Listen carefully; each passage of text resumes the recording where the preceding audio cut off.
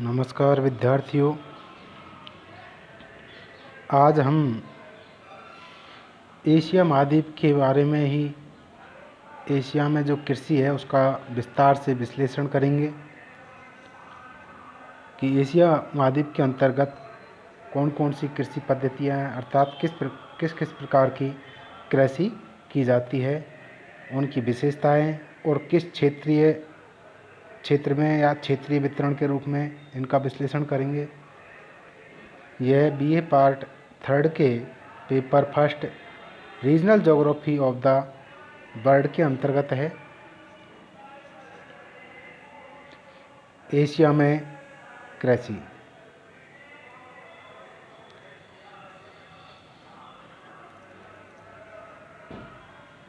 Asia में कृषि का विस्तार काफ़ी क्षेत्र में है और कृषि योग्य भूमि है वो भी काफ़ी है, मगर यहाँ में जो कृषि की पद्धतियाँ हैं उनमें विविधता पाई जाती है और इन विविधताओं के आधार पर ही एशिया महाद्वीप की कृषि के अंतर्गत हम एशिया में जो कृषि की पद्धतियाँ हैं उनका हम विश्लेषण करेंगे।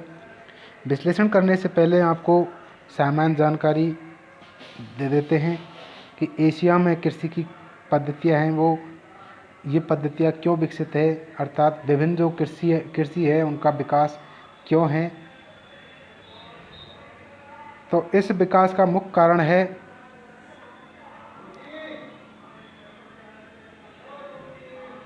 क्षेत्रीय विविधता, क्योंकि एशिया में भौगोलिक विविधता भी है, उच्चावच की विविधता भी है, भूमि की जो उपलब्धता है उसमें भी विविधता है, जलवायु की विविधता है, मृदा की विविधता है, जनसंख्या है उसकी भी विविधता है, आर्थिक कारकों की विविधता भी है और तकनीकी जो संसाधन है या विकास है उसमें भी विविधता है। और इन सारी विविधताओं की वजह से ही एक क्षेत्र से दूसरे क्षेत्र में कृषि की जो पद्धतियाँ है उनमें विविधता पाई जाती है और इस विविधता से ही जो कृषि है उसका विभिन्न विभिन्न प्रकार का प्रचलन है। सामान्य सरल शब्दों में कहें तो एशिया में की जाने वाली कृषि विविध भौगोलिक कारकों, उच्चावच, भूमि की उपलब्धता, जलवायु, मृदा, जनसंख्या, आर्थिक कारकों तथा तकनीकी विकास के द्वारा प्रभावित होती है। इन कारकों की स्थानिक भिन्नता के कारण एशिया के विभिन्न क्षेत्रों में अनेक प्रकार की कृषि पद्धतियाँ विकसित हुई हैं, अर्थात एशिया महाद्वीप के अंतर्गत विभिन्न प्रकार की कृषि पद्धति हैं या कृषि करने के जो तरीके हैं वो विकसित हुए हैं और इन्हीं तरीकों के आधार पर एशिया के अंतर्गत जो कृषि पद्धतियाँ हैं उनको हम निम्न बिंदुओं के माध्यम से अंकित कर सकते हैं, अर्थात निम्न प्रकार हैं जो एशिया में कृषि के प्रकार हैं। सबसे पहले है चलवासी पशुचारण, नंबर 2 है स्थानांतरित कृषि, नंबर 3 है प्रारंभिक स्थायी कृषि, नंबर 4 है गहन निर्वहन कृषि। गहन निर्वहन कृषि को हम 2 उपविभागों में विभाजित करके नहीं अध्ययन करते हैं। पहला है चावल प्रधान गहन निर्वहन कृषि और दूसरा है चावल विहीन गहन निर्वहन कृषि। पांचवा है श्रम प्रधान निर्वाह कृषि, छठवा है बागाती कृषि, सातवां है व्यापारिक कृषि और आठवां है भूमध्य सागरीय कृषि। इन कृषि के जो प्रकार है विश्लेषण है इन्हें हम मानचित्र के माध्यम से भी विस्तार से समझेंगे। तो एक एक को हम पहले ले लेते हैं, उसकी विशेषताएं देख लेते हैं और उनका मानचित्र में कहाँ कहाँ वितरण है उनका भी हम विश्लेषण करेंगे। तो सबसे पहले लेते हैं हम चलवासी पशुचारण। चलवासी पशुचारण है वो ऐसे क्षेत्रों में होता है जहाँ पर ऋतुओं की जो विविधता है या ऋतु है उनका प्रभाव स्पष्ट रूप से झलकता है। जैसे किसी ऋतु में कहीं पर पशु चारण के लिए घास वगैरह उत्पन्न हो गई है, फिर विशेष ऋतु में वो घास वगैरह है वो समाप्त हो गई है। तो इससे क्या है, पशुओं का एक निश्चित टाइम के लिए उस क्षेत्र से स्थानांतरण हो जाता है। जब तक वहाँ पर घास है वहाँ तक रहेंगे, या जो चारा है के रूप में उपलब्ध जो भी सामग्री है वो पशुओं के लिए रहेगी, तब तक वहाँ पर पशु हैं रहेंगे। और जब वहाँ पर धीरे धीरे ऋतु विशेष ख़त्म होने के बाद में जो पशुओं का जो चारा है वो ख़त्म हो जाएगा, तो वापस अपने मूल स्थान पर ही पशु हैं वो वापस लाए जाएंगे। तो इस प्रकार का जो चलन है या एक स्थान से दूसरे स्थान पर पशुओं का जो प्रवास होता है उससे इस कृषि का जुड़ाव है, जिसके कारण ही इसे चलवासी पशुपालन कहते हैं। ऐसा जो पशुपालन है वो मुख्य रूप से अरब का मरुस्थल और मध्य एशिया के जो शुष्क प्रदेश हैं उनमें होता है, क्योंकि मरुस्थलीय क्षेत्र है उनमें ग्रीष्मकाल में पशुचारण के लिए समस्या उत्पन्न हो जाती है। और इसी तरीक़ा से जो मध्य एशिया के जो शुष्क क्षेत्र है उनमें शीतकाल में बर्फ़ की जमाव की वजह से पशुओं के चारण के लिए समस्या उत्पन्न हो जाती है। तो ऐसी स्थिति में यहाँ से जो स्थानीय लोग हैं वो अपने पशुओं का साथ में लेकर के प्रवास कर जाते हैं, और प्रवास करके जब तक जहाँ पशु चारण के लिए घास सामग्री वगैरह जो भी है उपलब्ध होती रहेगी वहाँ रहेंगे, फिर अपने मूल स्थान पर वापस आ जाएंगे। तो ऐसे में अरब के अंतर्गत बद्दू जनजाति है, किर्गिस्तान के अंतर्गत किर्गिज, याक चराने वाले तिब्बती और कई आदिवासी वर्ग हैं जो अपने पशुओं को इस तरीक़ा से पशुचारण कराते हैं।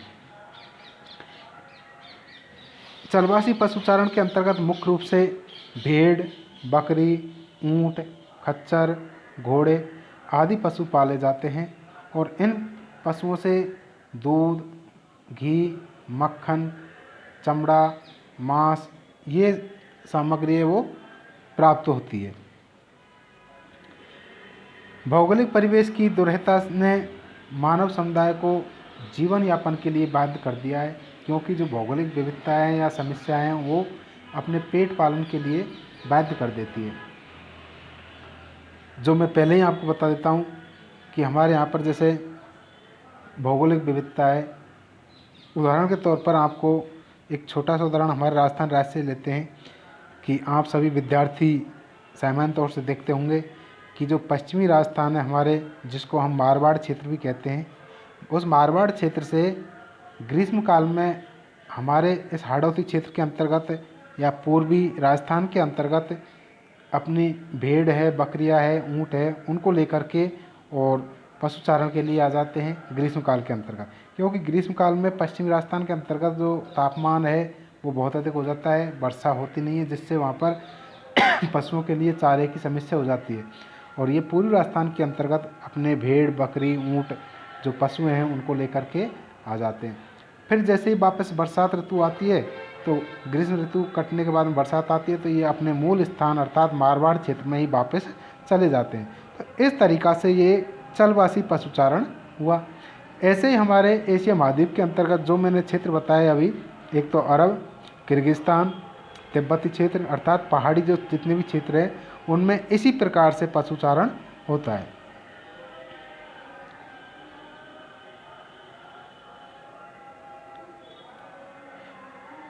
आगे मैं इसी संदर्भ में बताता हूँ कि चलवासी पशुचारण के जो क्षेत्र हैं उनमें वर्षा की कमी, अत्यधिक गर्मी इनके होने के कारण क्या है, मात्र घास उगती है, फसलों का उत्पादन बिल्कुल ही नहीं हो पाता है, और घास से केवल पशुचारण ही हो पाता है, जिससे पशुओं को एक स्थान से दूसरे स्थान तक ले जाया जाता है जहाँ घास के क्षेत्र हैं।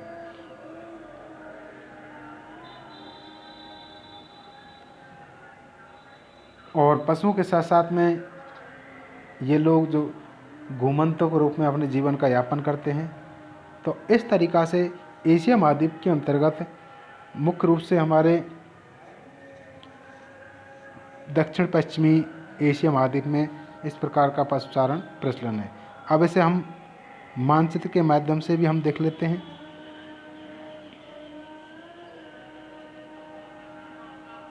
एक तो ये क्षेत्र जो कि पर्वतीय क्षेत्र है मध्यवर्ती एशिया का, और एक इधर अरब प्रायद्वीप का क्षेत्र। इन क्षेत्रों में चलवासी पशुचारण है ये किया जाता है।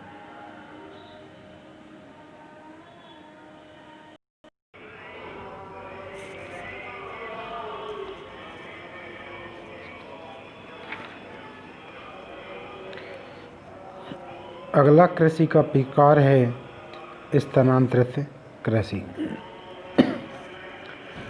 स्थानांतरित कृषि को हम झूमिंग कृषि के नाम से भी जानते हैं, और छोटी कक्षाओं से ही हम इस कृषि के बारे में अध्ययन करते आए हैं। इस कृषि के अंतर्गत जहाँ पर पहले कृषि की जाती है उस खेत को या क्षेत्र को छोड़ करके दूसरी जगह चले जाते हैं, और जंगलों को काट के नहीं खेत बना लिए जाते। तो इस प्रक्रिया से बार बार 2-3-4 साल में खेतों का जो प्रकरण है वो बदलते रहते हैं, जिसकी वजह से एक क्षेत्र से दूसरे क्षेत्र पर कृषि है वो स्थानांतरित होती रहती है, और इसीलिए इसे झूमिंग कृषि और स्थानांतरित कृषि के नाम से भी जाना जाता है। यह कृषि एशिया महाद्वीप के अंतर्गत जो दक्षिण पूर्वी एशिया है, जिसे हम विकासशील या अभी पिछड़ा जो क्षेत्र है उस क्षेत्र के अंतर्गत ही ज़्यादातर की जाती है, जिनमें मुख्य रूप से हमारे जो देश आते हैं वो हैं इंडोनेशिया के सुमात्रा और बोर्नियो द्वीप समूह, फिलीपाइंस, म्यांमार, थाईलैंड, कंबोडिया,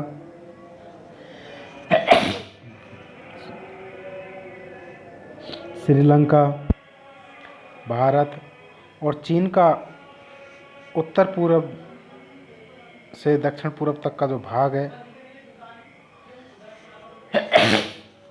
इस संपूर्ण भाग के अंतर्गत स्थानांतरित कृषि की जाती है।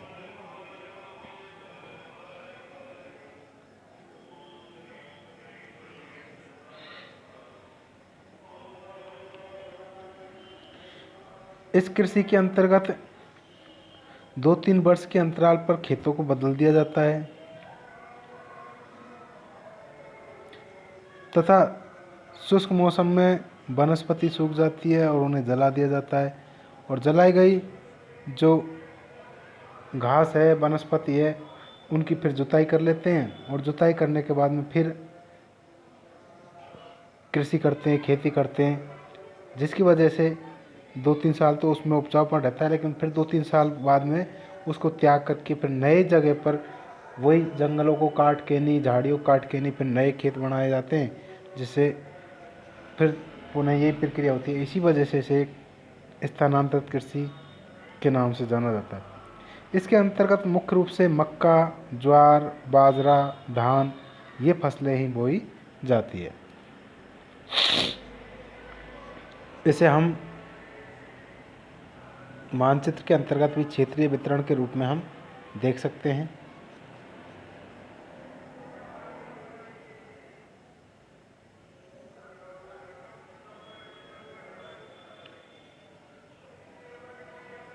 स्थानांतरित कृषि के अंतर्गत दक्षिण पूर्व एशिया का ये संपूर्ण क्षेत्र, जिसमें इंडोनेशिया का सुमात्रा और बोर्नियो द्वीप, फिलीपाइंस, म्यांमार, श्रीलंका, कंबोडिया के आंतरिक भाग, चीन, भारत। विशेष तौर से हम स्पष्ट कर दें कि इस गोले के अंतर्गत जहाँ जहाँ जो जनजातियाँ निवास करती है उन क्षेत्रों में विशेष तौर से झूमिंग कृषि या स्थानांतरित कृषि की जाती है। हमारे भारत के संदर्भ में हम देखते हैं कि जहाँ जहाँ हमारी जनजातियाँ है वो निवास करती है उन क्षेत्रों में ही झूमिंग कृषि है वो की जाती है। नेक्स्ट है प्रारंभिक स्थायी कृषि। प्रारंभिक निर्वहन कृषि का दूसरा नाम ही प्रारंभिक स्थायी कृषि है। यह कृषि पद्धति स्थानांतरण जो कृषि है उसी पद्धति से विकसित हुई है। प्रारंभिक स्थायी कृषि है वो स्थानांतरित कृषि है, उसी के माध्यम से धीरे धीरे विकसित हुई है।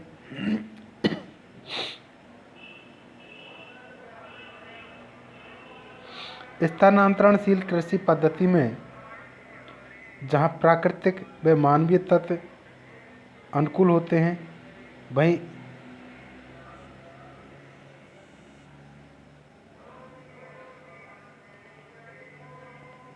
स्थायी कृषि पद्धति बन जाती है।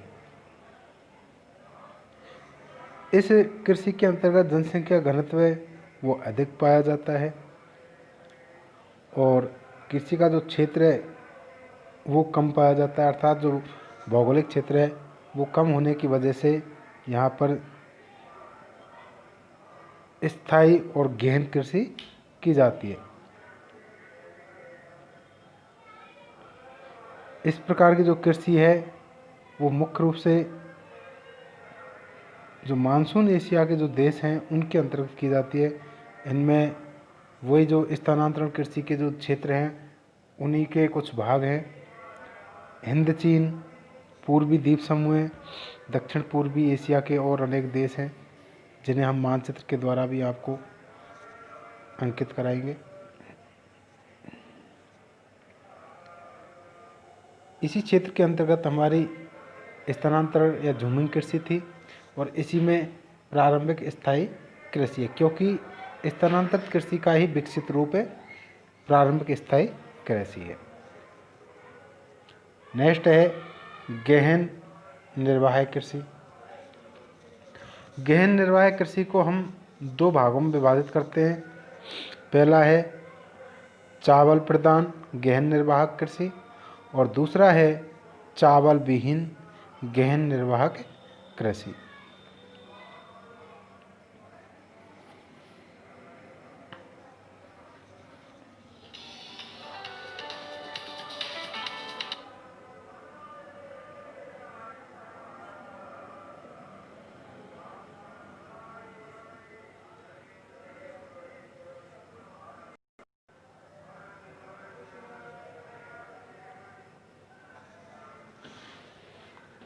तो गहन निर्वहन कृषि के अंतर्गत जो दो उप विभाग हैं उनको हम विस्तार से विश्लेषित करेंगे। उससे पहले हम गहन निर्वाह कृषि क्या है इसके बारे में आपको बता दें। गहन निर्वाह कृषि ऐसी कृषि पद्धति है जिसमें सीमित भूमि पर अधिक जनसंख्या पाई जाती है। कई देश ऐसे हमारे ज़्यादातर एशिया के देश या दक्षिण पूर्व एशिया के अधिकतर देश ऐसे ही हैं जहाँ पर जनसंख्या अधिक है और क्षेत्र जनसंख्या की तुलना में कम, अर्थात जनसंख्या घनत्व वो अधिक पाया जाता है। तो यहाँ पर क्या है, खाद्यान्न की जो आपूर्ति है वो नहीं हो पाती है, खाद्यान्न की आपूर्ति नहीं हो पाती है। तो ऐसी स्थिति में यहाँ पर कम भूमि पर ही अधिक फसल उत्पादन करने का प्रयास किया जाता है और उगाई भी जाती है। ऐसी कृषि को हम गहन निर्वाहन कृषि, क्योंकि जीवन यापन ही हो पाता है ऐसी कृषि से, तो इसे गहन निर्वाहन कृषि के नाम से जानते हैं। विश्व की कुल जनसंख्या का 35% से अधिक भाग इस कृषि व्यवस्था में लगा हुआ है। इस प्रकार की जो कृषि व्यवस्था है उसमें 35% से अधिक भाग लगा हुआ है, जिसका मुख्य संकेंद्रण मानसून एशिया में है। इसमें आर्द्र भूमि तथा उच्च वेदिका भूमि दोनों में कृषि की जाती है। गहन निर्वाह कृषि फसलों की जो प्रधानता है उसके आधार पर ही दो भागों में हमने विभाजित किया है, जो पूर्व में आपको बता दिया है। एक तो है चावल प्रधान गहन निर्वाह कृषि और दूसरा है चावल विहीन गहन निर्वाहन कृषि। चावल प्रधान गहन निर्वाहन कृषि है उसमें खेतों का लघु आकार, मानव श्रम की प्रधानता, अत्यधिक सघन कृषि, पशुपालन का कम विकास, ये चावल प्रधान गहन निर्वाह कृषि के अंतर्गत है। ऐसे क्षेत्रों के अंतर्गत जहाँ वर्षा 100 से अधिक होती है तो वहाँ तो चावल प्रधान है, और जहाँ 100 से कम होती है वहाँ पर चावल विहीन अर्थात अन्य जो फसल है उनकी प्रमुखता होती है। चावल विहीन गहन निर्वाह कृषि की जाती है।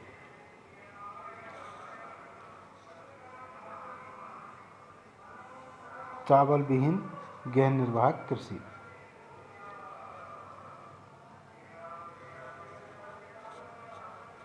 इनके अंतर्गत मुख्य रूप से उत्तरी चीन, मंचूरिया, उत्तरी कोरिया, जापान के होक्काइडो द्वीप ये क्षेत्र आते हैं।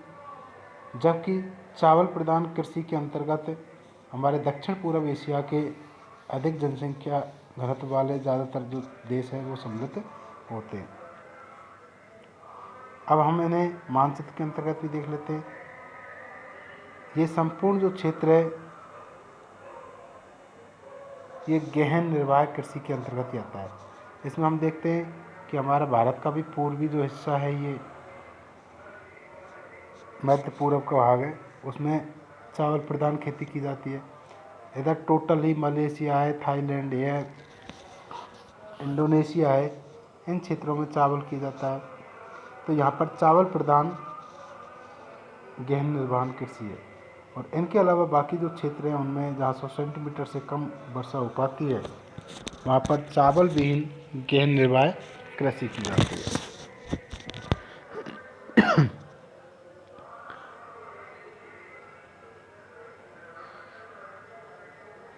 तो इस वीडियो के अंतर्गत हमने एशिया की कृषि पद्धतियों में से चलवासी पशुचारण, स्थानांतरित कृषि,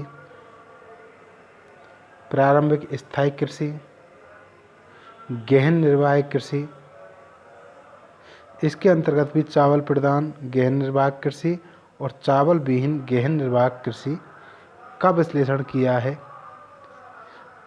इनके अलावा बाकी जो कृषि है उनका हम सेकंड भाग के अंतर्गत करेंगे, क्योंकि एक ही भाग में इतना लंबा नहीं हो पाता है, वीडियो काफ़ी लंबी हो जाती है जो पढ़ने में देखने में बोरिंग हो सकती है। तो मैं आशा रखता हूँ कि 4 जो कृषि पद्धतियाँ एशिया की इनको आप अच्छे से गहनता से समझोगे और नेक्स्ट वीडियो को इस प्रथम वीडियो से लिंक करके नहीं और एशिया की कृषि पद्धतियों के बारे में अध्ययन करेंगे। धन्यवाद।